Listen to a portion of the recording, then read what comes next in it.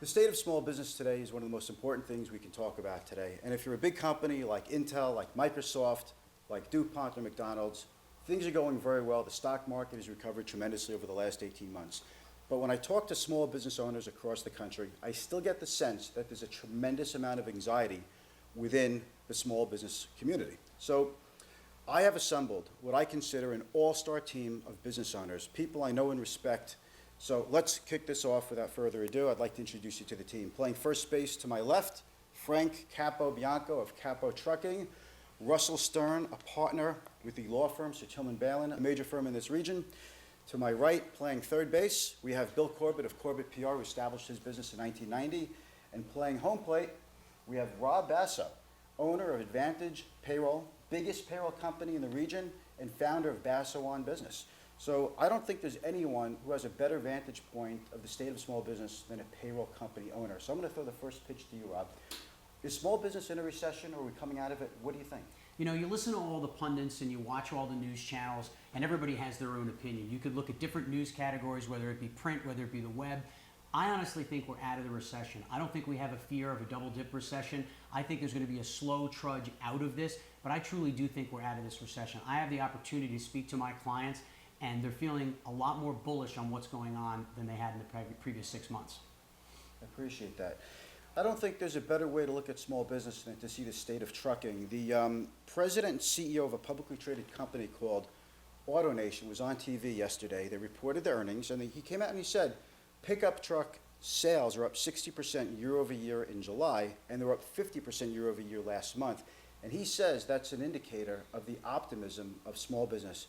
But we have a truck dealership owner right here. And Frank, I'm more interested in your opinion about the state of truck sales and if it relates to the state of optimism or not for business owners. What do you think? I think that the truck business is doing very well right now, and over the last few months we've seen records in sales and service and part sales. Russell, from a legal perspective, you're our legal eagle on the team here. You're a corporate guy. You deal with businesses all day long. You probably get a lot of emergency phone calls, and I know you're available to people 24/7. What do you think as far as the state of small business? Are companies more acting to protect themselves, or are they actually trying to grow? What do you see? I see careful, aggressive maneuvers with small businesses. They're not attempting to go and take on transactions that either won't fit their needs right now or that they won't get financing for. But the other way to look at that is the financing is available for small deals. Smaller businesses are getting sold for good and for bad reasons. And the mega deals are still not happening. The major financing components, those credit markets still really haven't freed up as much as you need to have to see major size deals take place.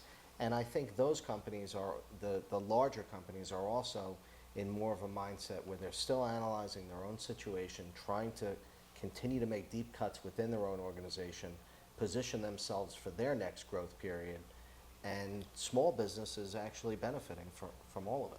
You see a benefit in this for small business? It depends. I mean, it's not to give you a typical legal answer, but it depends on where you are in your state of your small business. And are you a startup right now? If you're a startup right now, you have all of the same problems that a startup will always have, and a couple more. There's, in general, people aren't spending the amount of money that we'd like to see them spend, or that we've probably become more what we believe they should be spending, because what we hear on the news that you should be spending, or this is down, or this revenue is not flowing. But a somewhat established small business has the opportunity to recognize where it got fat over the past recent years of expansion, make those cuts, and most importantly, they're positioned to take out other failing small businesses. Those deals are happening. There's a lot of activity in that market. The micro deals, so to speak.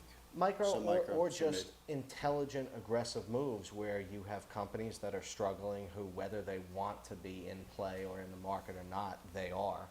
And other companies are aggressively taking them out. Bill, are companies spending money to promote themselves, or do they think that if they save money on PR, then they're doing their company a favor? How do people feel about it? What do you see? We're at a point where I think people have kept money on the sideline for a long time, and they were fearful of where the economy was going, but we're at a point where they have to really start putting their money into the game, start doing marketing, start doing the PR, start doing the social media to get their name out there, because the competition, just like we're pointing out, there's competitors out there and there's other people who want to buy them or potentially drive them out of business. So you have to market, businesses have to market, and they have to spend the money now to show that they're strong, to show that they're capable of weathering the storm and getting through it and growing. So I see the money starting to come back in, but people are very, very cautious. They want to get their bang for the buck, and that's really what it's all about: efficiency and ROI, getting the return on investment for the money that they spend on marketing and advertising. And Mitch, as a follow-up to what Bill is saying, there are many new ways to market and get your company out there that aren't as costly as they used to be. Ad prices agree. are dropping dramatically with the advent of social media, which Bill mentioned. I know extensively at our organization, we use the social media. Now, you might not be a believer in this social media. You might not be spending time on Twitter and Facebook, but everybody else is. Disbelieve at your own peril. You said it. Okay. You know, Rob, it's very interesting what you've done. I don't know anyone who is more connected or relationship-based than you. I remember you were the honoree at the Big Brothers Big Sisters dinner about a year ago, and you were the honoree recently at the Arthritis Foundation, okay? Probably some other things I don't even know about, but you know, you started something called Basso on Business, and you're almost more becoming, I don't know if you're comfortable with the word guru, but you're certainly becoming a go-to guy with advice and a whole website and blogging and all that. Tell me a little bit about this Basso on Business. Well, guru is probably an overused term. So what Okay. I like to see myself as is a catalyst. What I am is we're building a community called Basso on Business, where it's a destination for small business owners to go to get everything they need to help them in their day. And we anchored it with a web-based business show where I go into small and medium-sized businesses, figure out the problems they're having, and then offering them solutions to make them stronger.